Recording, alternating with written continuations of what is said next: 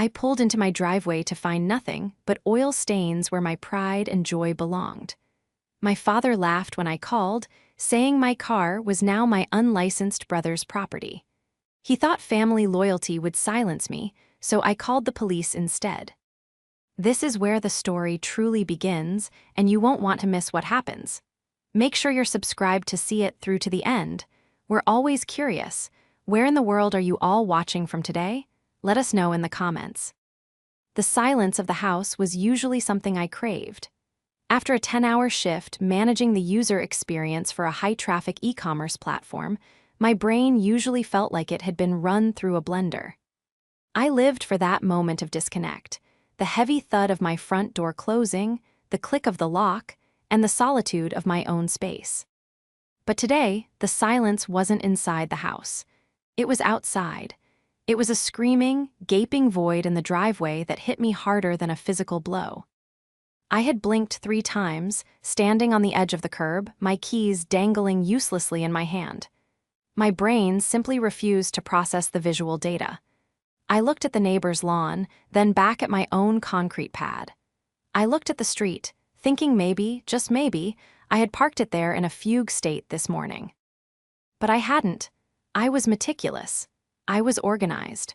I was the woman who color-coded her calendar and had a 5-year financial plan taped to the inside of her pantry door. I didn't misplace things, and I certainly didn't misplace a pearl white limited edition SUV that I had made the final payment on exactly 14 days ago. The nausea hit me first, a cold, oily slick in the pit of my stomach. That car wasn't just metal and rubber. It was 5 years of brown bagging lunches. It was 5 years of skipping vacations, of driving a rusted sedan that rattled when it went over 40, of saving every single bonus and overtime check until I could walk into the dealership and sign the papers with a hand that didn't shake. It was my trophy. It was the physical manifestation of the fact that I, Alina, had made it on my own. And now, at 6:45 p.m. on a Tuesday, it was gone. My chest tightened, a panic attack clawing its way up my throat. I dropped my work bag right there on the grass, not caring about the damp earth. I fumble-dialed 911, my thumb hovering over the call button, but then I stopped. A thought, intrusive and strange, flickered in my mind. The spare key. I had an emergency key, a heavy electronic fob that cost $400 to replace. I kept it in a fireproof safe in my home office. But 6 months ago, during a particularly bad blizzard, I had given it to my father. Just in case, I had said. If I'm stuck somewhere, or if there's an emergency at the house. I lowered the phone. It couldn't be. The thought felt like a betrayal just to entertain it.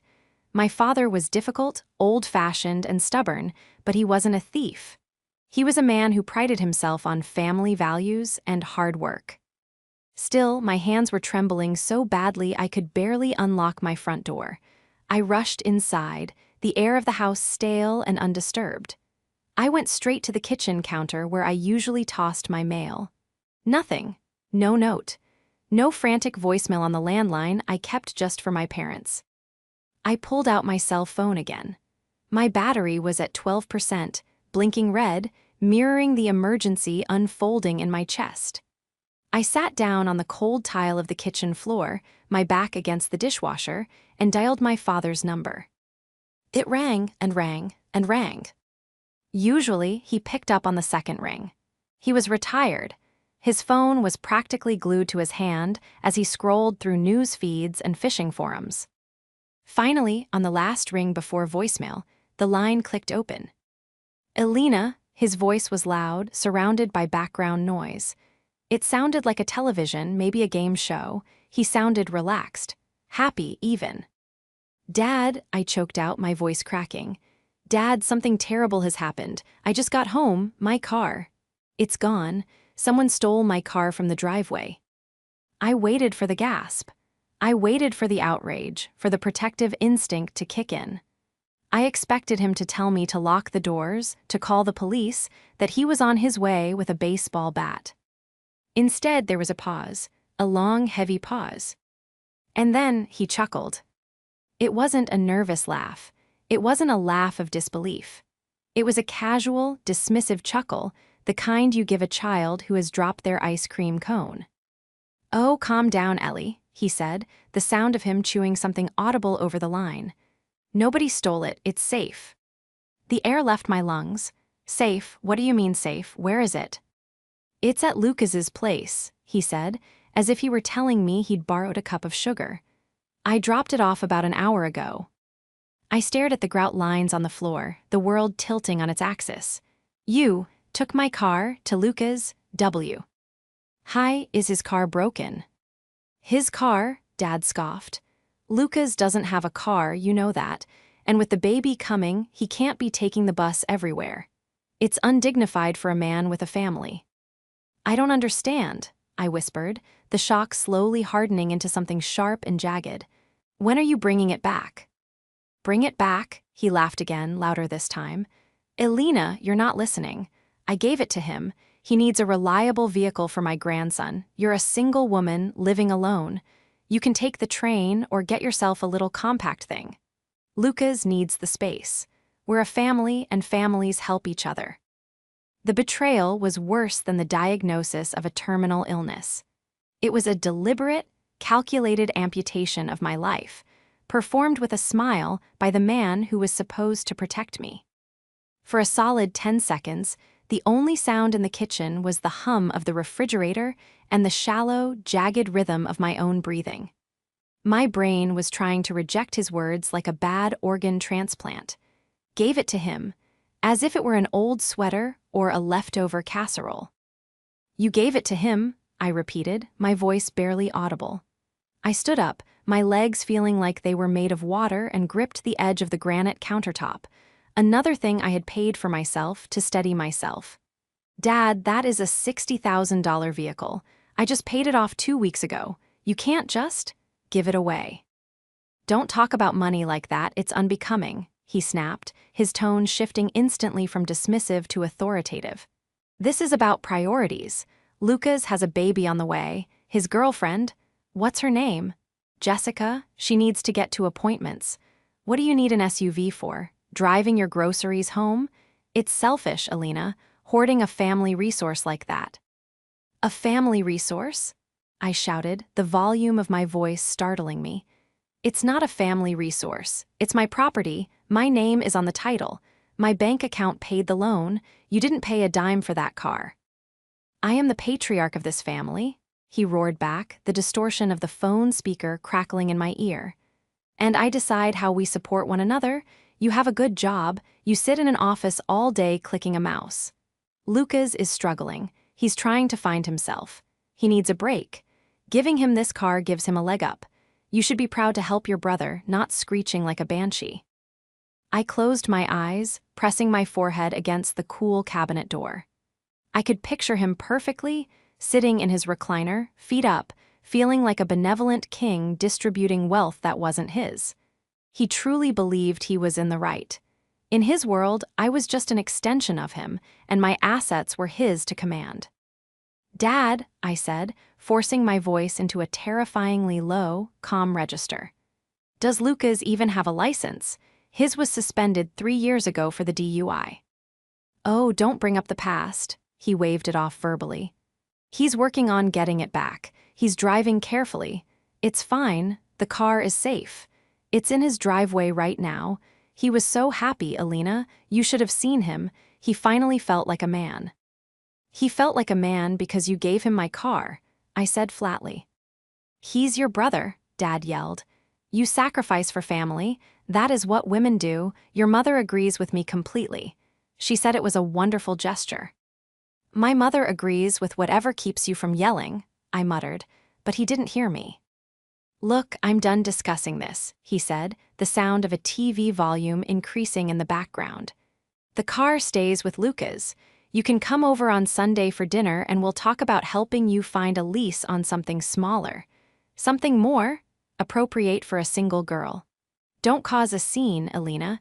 Don't ruin this for him." The line went dead. I stood there, phone pressed to my ear, listening to the silence. He had hung up. He had stolen my car, confessed to it, insulted me, and then hung up as if he had just settled a minor dispute about what to order for pizza. I lowered the phone and looked at the screen. The call had lasted 4 minutes and 12 seconds.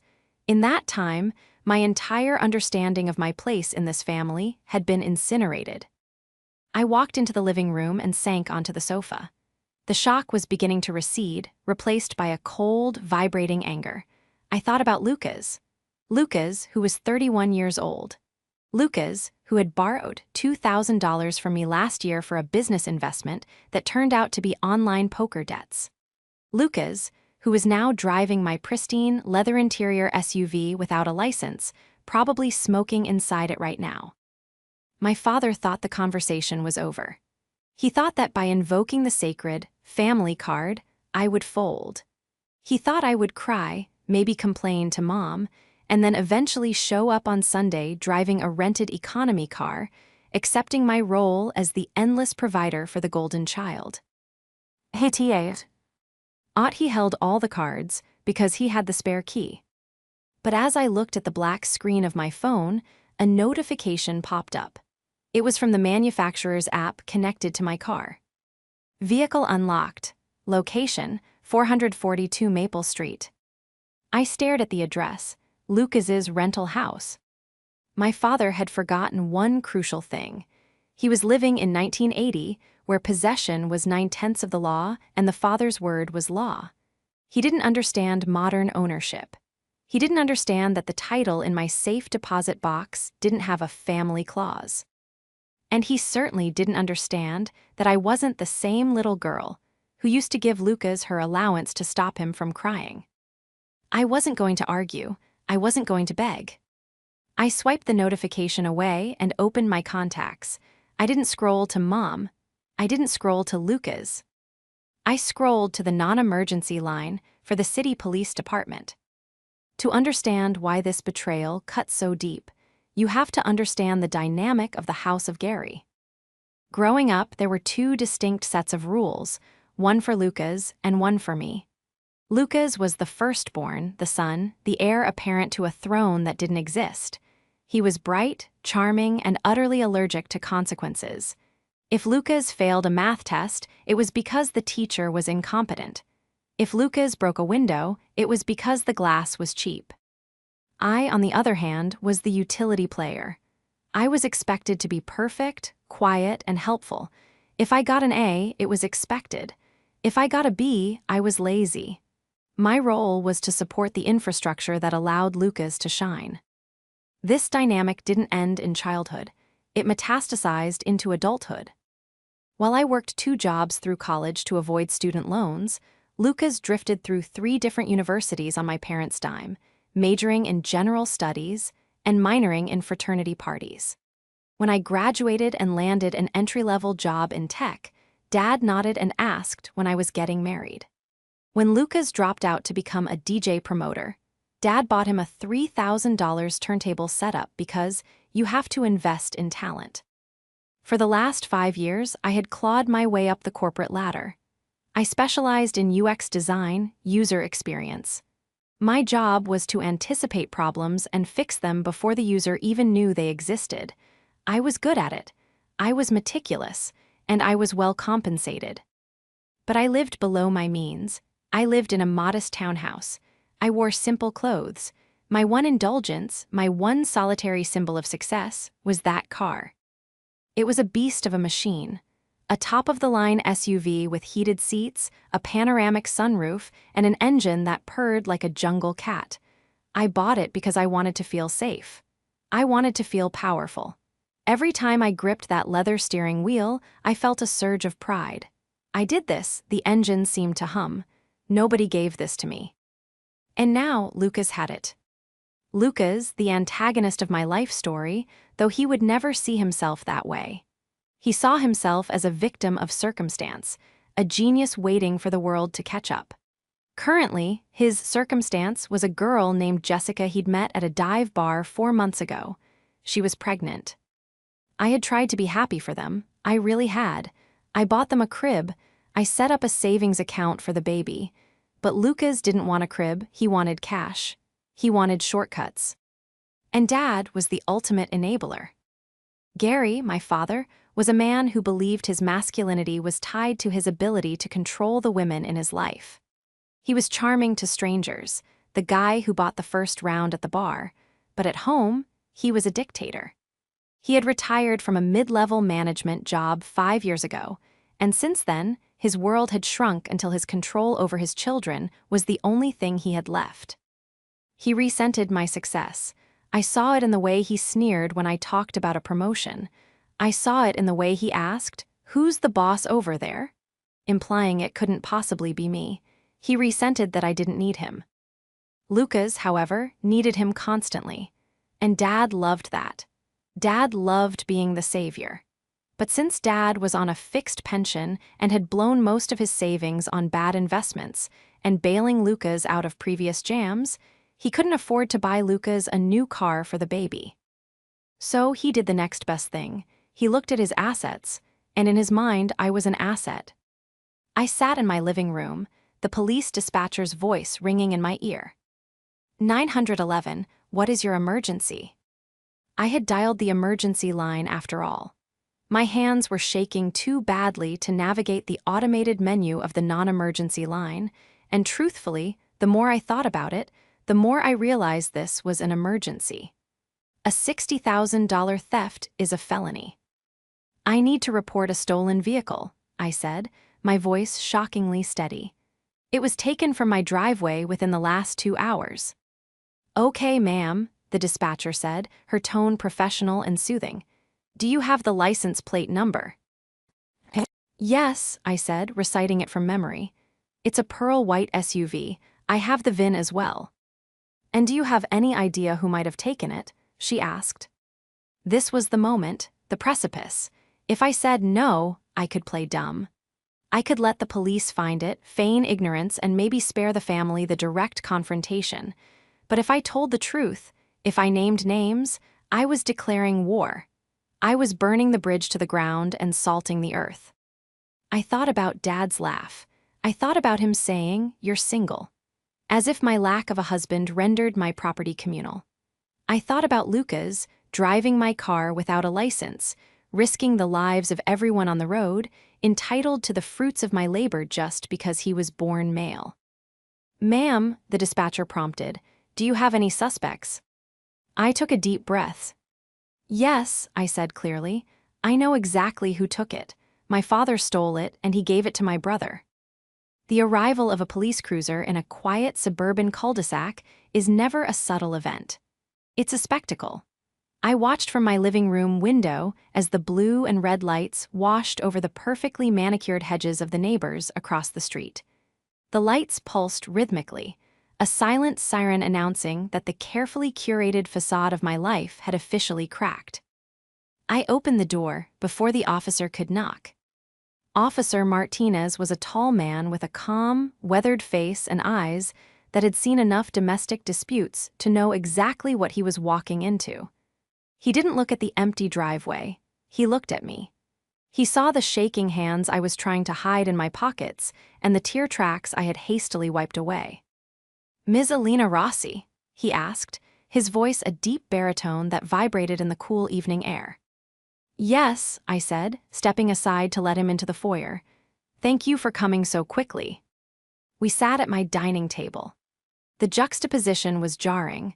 The pristine, modern table where I usually ate my solitary, peaceful dinners, now playing host to a uniform, a gun belt, and a notepad that would record the destruction of my family. The dispatcher said you wanted to report a vehicle stolen by a family member, Martinez said, clicking his pen.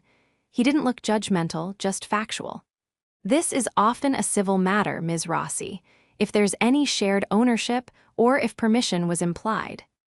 It's not civil, I cut in, my voice sharper than I intended. I took a breath and placed a manila folder on the table. I had spent the 20 minutes waiting for him gathering every scrap of documentation I had. This is the title.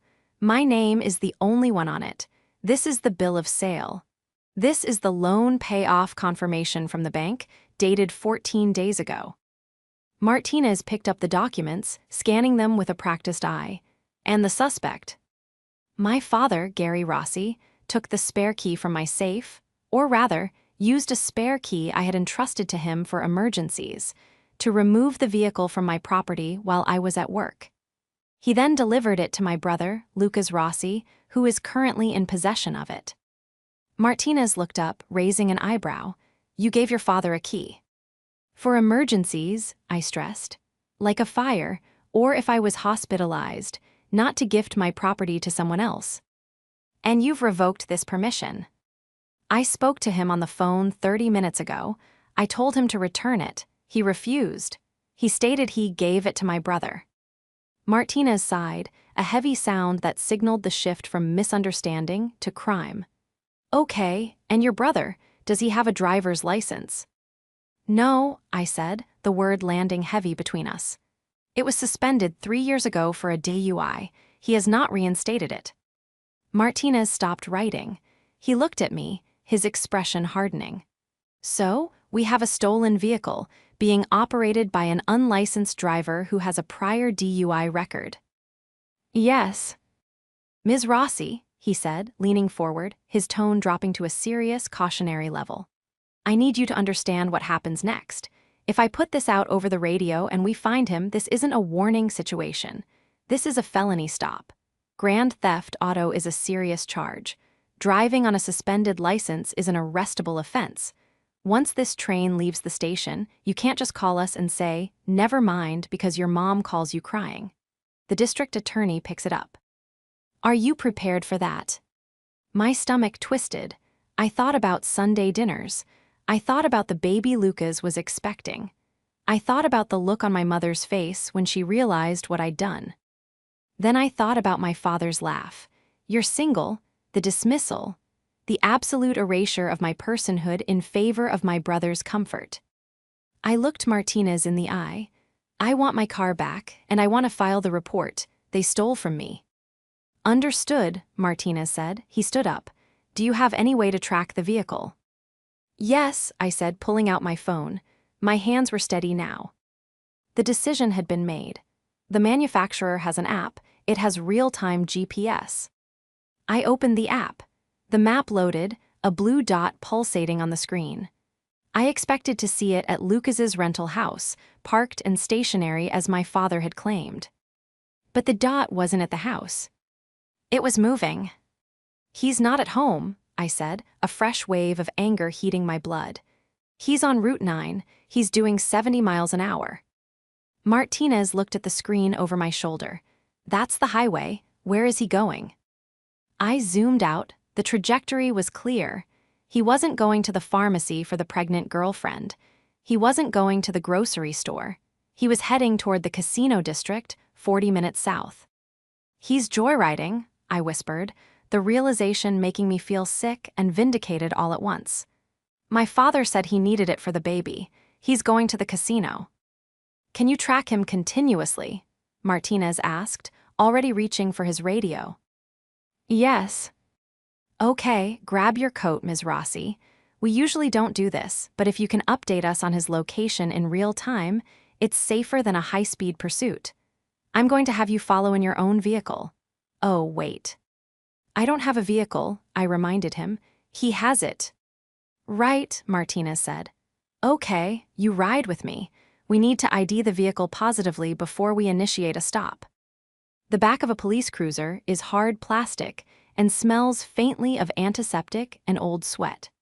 I sat in the front passenger seat, a concession Martinez made since I wasn't a suspect, but the cage separating us from the back was a stark reminder of where my brother was likely heading.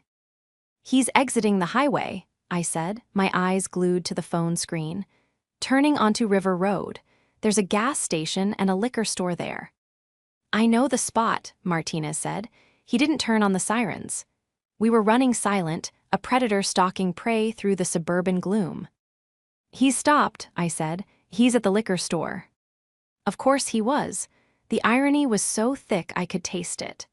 My father had preached about the family needs, about the dignity of a man with a child on the way.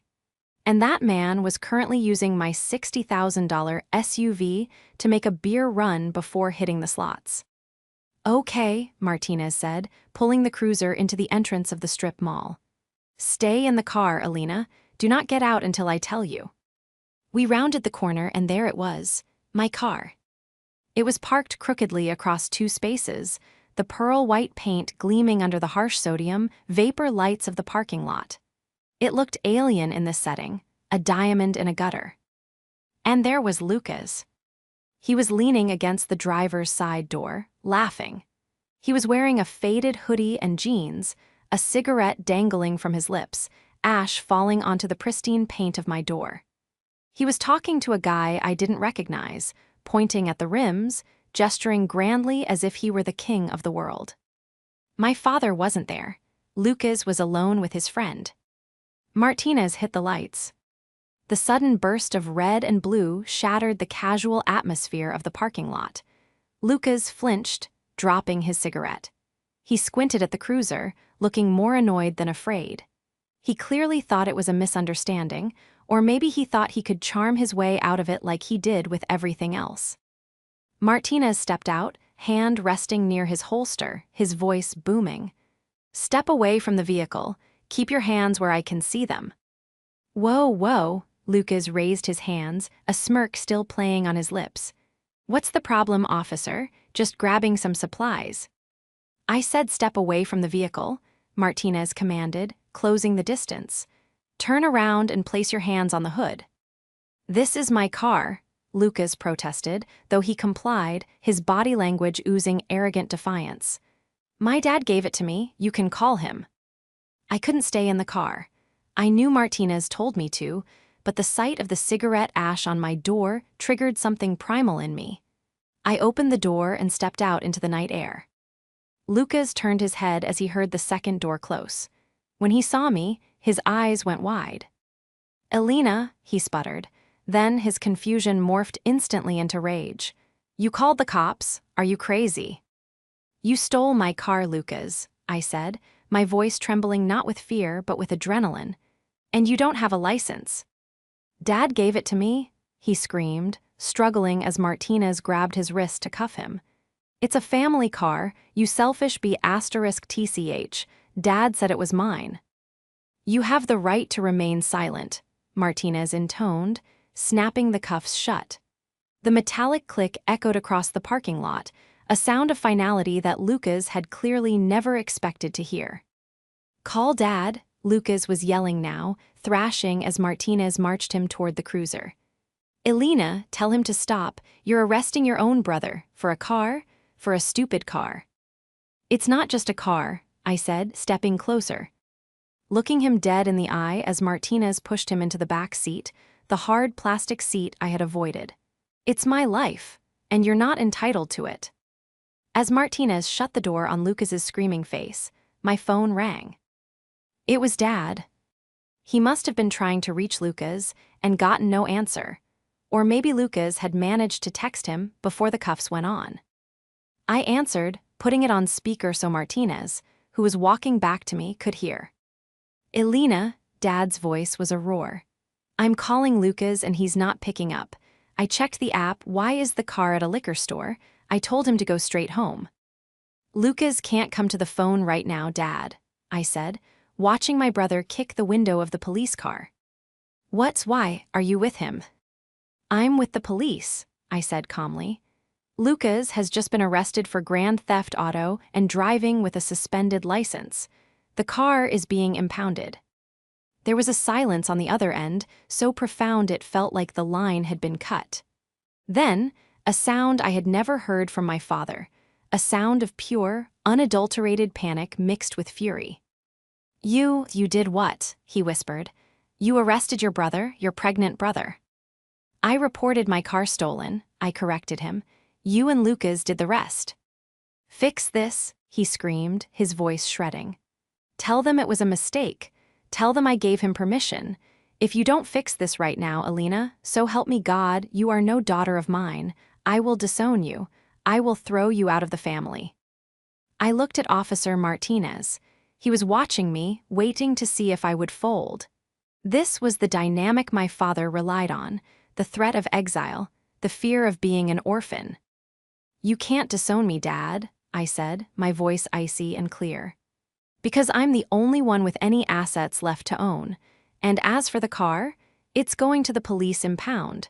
If you want to bail Lucas out, I suggest you sell your boat, because I'm not paying for it. I hung up. Officer, I said, turning to Martinez, can I please retrieve my spare key from his pocket before you take him away? The adrenaline crash that followed the arrest was brutal. I didn't get my car back that night, because it was evidence in a felony theft, and because the driver was unlicensed, it had to be towed to the impound lot. I had to pay an Uber to take me home to my empty driveway. The silence in my house was different now. It wasn't the silence of peace, it was the silence of a fortress under siege. My phone became a weapon I was afraid to touch. It buzzed incessantly. 17 missed calls from Mom, 12 from Dad, texts from numbers I didn't save but recognized as aunts and cousins. How could you do this to your family? He has a baby coming. Your father is in the hospital with chest pains because of you. Selfish. The chest pains were a classic Gary Rossi move. He used his health like a hostage whenever he lost control of a situation. I knew, logically, that it was a manipulation tactic, but the guilt was a physical weight, heavy and suffocating. I needed to fortify my position. I couldn't just rely on the police report. I knew my family. They would lie to the DA. They would claim I gave verbal permission. They would say I was unstable, jealous, vindictive. I sat down at my computer and opened a new browser window. I needed to know the full extent of what I was dealing with. I started with the court records. They were public domain, but I had never looked. I had always taken my parents' word for it that Lucas's legal troubles were minor misunderstandings or bad luck. I typed in Lucas Rossi. The search results populated instantly. It wasn't just one DUI 3 years ago. There was a possession of controlled substance charge from 2 years ago, dismissed, likely because Dad paid for a lawyer I didn't know about. There were 3 speeding tickets in the last 6 months. Wait. 3 speeding tickets in the last 6 months. Lucas had no license. How was he getting tickets? I clicked on the docket details. The vehicle listed on the tickets wasn't my car. It was a 2018 sedan, registered to Brenda Rossi, my mother. My blood ran cold. My mother, who claimed to be a neutral peacekeeper, had been letting him drive her car for months. They all knew. They knew he was driving illegally. They knew he was a danger to everyone on the road, and they had enabled it. But then I saw something that made my heart stop. A civil judgment filed 4 weeks ago. State Farm Insurance versus Lucas Rossi. It was a subrogation claim. Lucas had been in an accident, an at-fault accident. The details were sparse, but the amount was staggering, $12,000. I pieced it together. Lucas had crashed Mom's car. That's why he didn't have a car. That's why Dad was so desperate to get him wheels. Mom's car wasn't broken. It was likely totaled or hidden to avoid insurance fraud investigations if he was driving it while excluded from the policy. They weren't just borrowing my car. They were using my clean record and my insured vehicle to plug the hole Lucas had blown in their lives.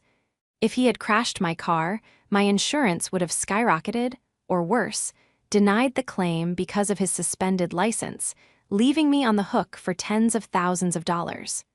They were willing to bankrupt me to keep him mobile. I printed every page. My printer rhythmically spat out the evidence of their negligence. Then my phone rang again. It was a number I didn't recognize, a local landline. I picked up, thinking it might be the impound lot. Hello. Elena, it was my mother. Her voice was small, trembling, but there was a hardness underneath it I rarely heard.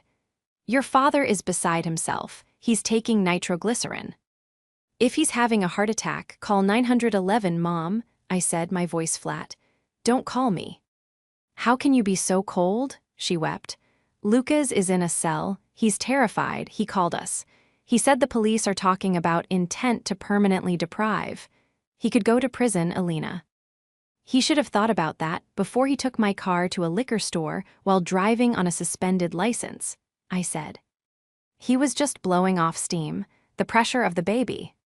Mom, stop, I cut her off. I know about the accident.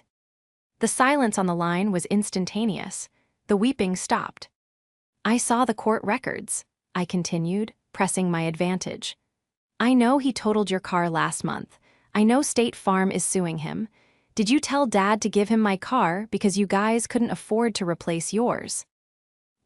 She stammered, we were going to pay you back if anything happened. With what money? I asked ruthlessly. Dad's pension? You just told me Dad is sick. You can't afford a $12,000 judgment, let alone a $60,000 SUV. You have so much, she hissed, the mask finally slipping completely. You have that big job, that big house. You have no husband, no children. What do you need all that money for? Your brother is building a legacy. You're just existing. The words hit me like a physical slap. Just existing. To them, my life, my hard work, my career, my independence was nothing more than a waiting room for a husband who might never come. Until then, I was just a resource silo to be raided for the real family members.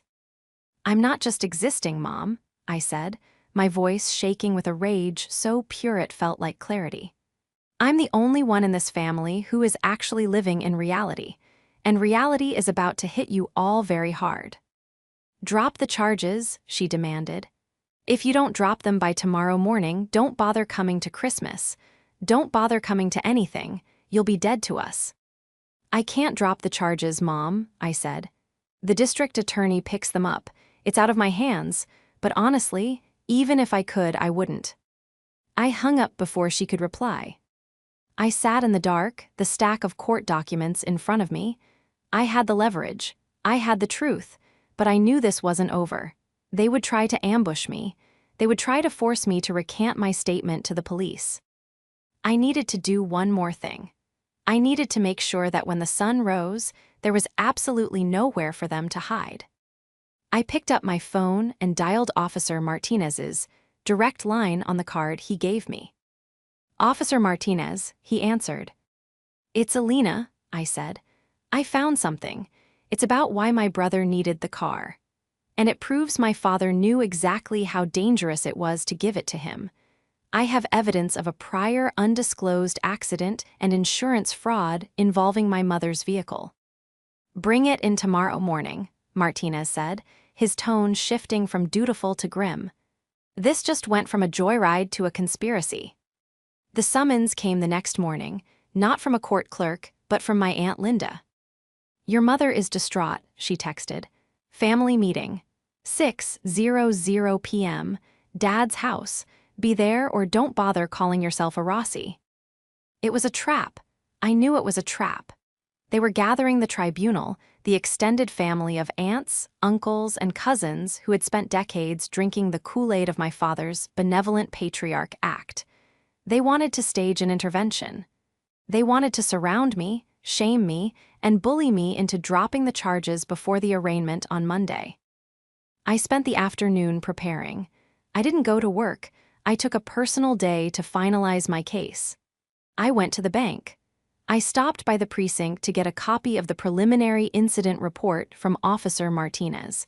And finally, I stopped at a copy shop and made 5 bound dossiers. When I pulled up to my parents' house, in a rental car, a nondescript gray sedan that felt miserably small, the driveway was full. Aunt Linda's minivan was there, Uncle Mike's truck, and surprisingly, a beat-up Honda Civic I didn't recognize. I walked to the front door, clutching my bag. I didn't knock. I used my key, the one I should have taken back years ago, and stepped into the lion's den. The living room was crowded. My father sat in his recliner like a deposed king, clutching a handkerchief. My mother was on the sofa, flanked by Aunt Linda and my cousin Sarah, looking as if she were at a wake. Uncle Mike was leaning against the fireplace, arms crossed, looking stern. And in the corner, looking small and terrified, was Jessica, Lucas's pregnant girlfriend. The room went silent when I entered. You have some nerve, Aunt Linda spat, breaking the silence. "Walking in here after you put your brother in a cage." "I didn't put him there," I said, my voice steady, though my heart was hammering against my ribs like a trapped bird. "He drove himself there, in my stolen car." "It was a misunderstanding," Dad shouted, sitting up. His face was blotchy, his eyes wild. "I told you, I authorized it. You are humiliating this family over a piece of metal." "Sit down, Dad," I said, walking to the center of the room. I didn't sit. I wanted the height advantage. "We're going to have a talk, a real one, no more secrets. No more golden child mythology." "We are here to talk about you dropping the charges," Uncle Mike rumbled. "You're going to call the DA, you're going to say you forgot you lent him the car, and you're going to bail him out." "No," I said, "I'm not." "Then get out," Mom screamed, leaping up. "Get out of my house. You are selfish. You are jealous because Lucas is building a family and you have nothing." "I have the truth," I said, unzipping my bag, "and I think Jessica needs to hear it." Jessica looked up, her eyes wide and red-rimmed. "Me." "Don't listen to her, honey," Mom said quickly, moving to block Jessica's view. "Elena is unstable. She's having a breakdown."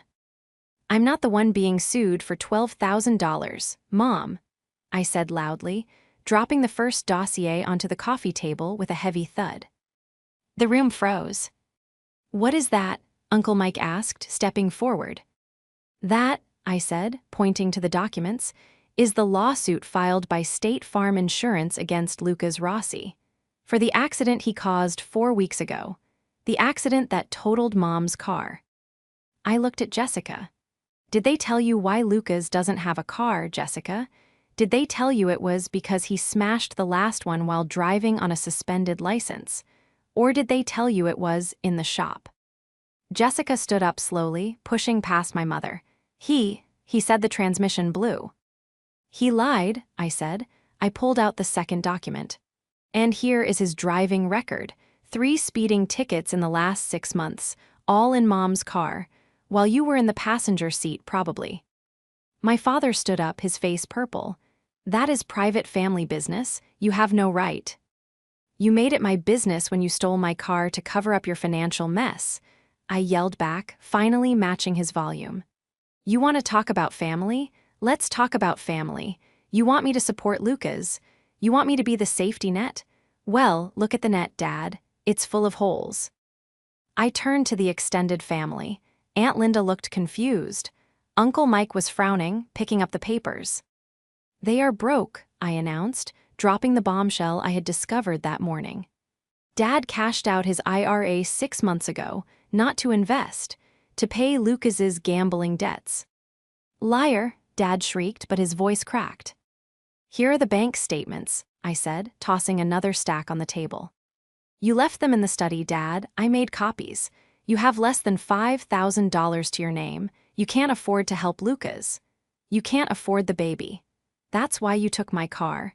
You were going to let Lucas drive it, and when he inevitably crashed it or got it impounded, you were going to guilt me into eating the cost because family helps family." The silence now was heavy, suffocating. Uncle Mike was reading the bank statements, his face paling. He looked at my father. "Gary, is this true? You borrowed $4,000 from me last month for home repairs. Did that go to Lucas?" Dad didn't answer. He slumped back into his chair, looking suddenly very old and very small. I turned to Jessica. She was trembling, holding her stomach. "Jessica," I said, my voice softening. "They are using you. They are using the baby. They see that child as a leverage point to get money from me, from Mike, from anyone they can guilt trip. Lucas went to the casino last night. He wasn't getting supplies. He was taking my car to the casino with money he probably stole from your purse." Jessica let out a choked sob. He took my rent money. He said he needed it for the lawyer to fix his license." "There is no lawyer," I said gently, "and there is no license." "That's enough," Mom shrieked, lunging at me. Uncle Mike caught her by the arm, holding her back. "It is enough, Brenda," Uncle Mike said, his voice low and dangerous. "It's enough." Jessica looked at my parents. She looked at the dossier on the table, then she looked at me. Is he really in jail? She whispered. Yes, I said. For grand theft auto, and I'm not bailing him out. If I do, he learns nothing. If I do, he keeps driving. And next time, he might kill someone, maybe even you or the baby. Jessica took a deep breath. She wiped her face. The fear in her eyes was replaced by a cold realization. The spell was broken. I need a ride, she said to the room. I need to go to my sister S in Ohio. You can't leave, Mom wailed. You're carrying my grandson. I'm carrying my child, Jessica snapped, her voice surprisingly strong. And I'm not raising him around liars and thieves.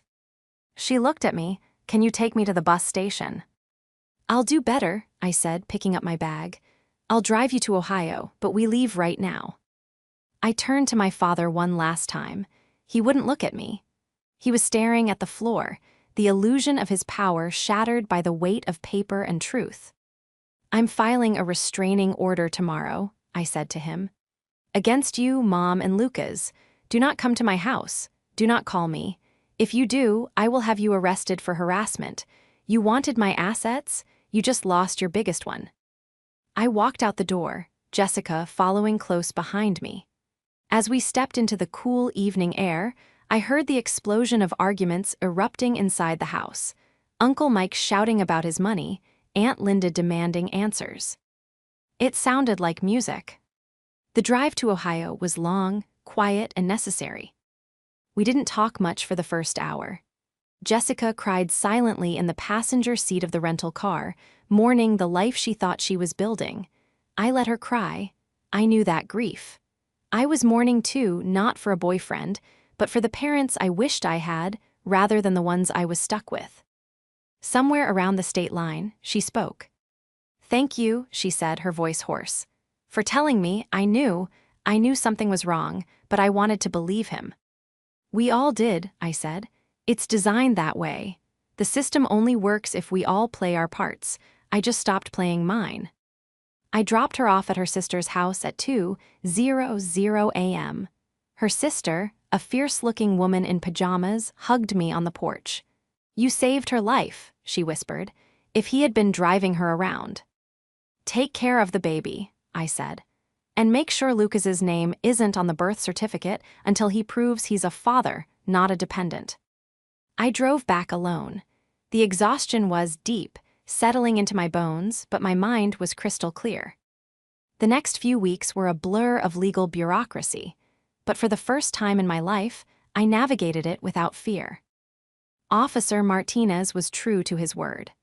The evidence of the insurance fraud, hiding the totaled vehicle while claiming it was a mechanical failure, and potentially collecting a payout they hadn't used to replace the car, triggered an investigation.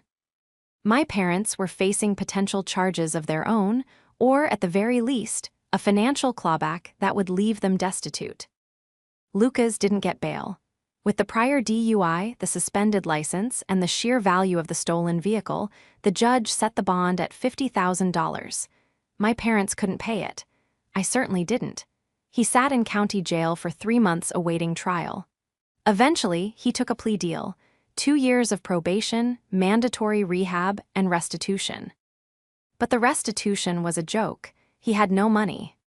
The real justice came from the silence. I followed through on the restraining order. The judge granted it easily after hearing the threats my father had made on the voicemail I saved. The legal piece of paper was a thin shield, but it was symbolic. It was the line in the sand. I got my car back 10 days after the incident. I went to the impound lot to retrieve it. It was dusty, and the interior smelled faintly of stale beer and Lucas's cheap cigarettes. I sat in the driver's seat, gripping the wheel. I thought I would feel dirty. I thought I would want to sell it to purge the memory. But as I started the engine and felt that familiar, powerful purr, I realized something. This car wasn't tainted. It was a survivor like me.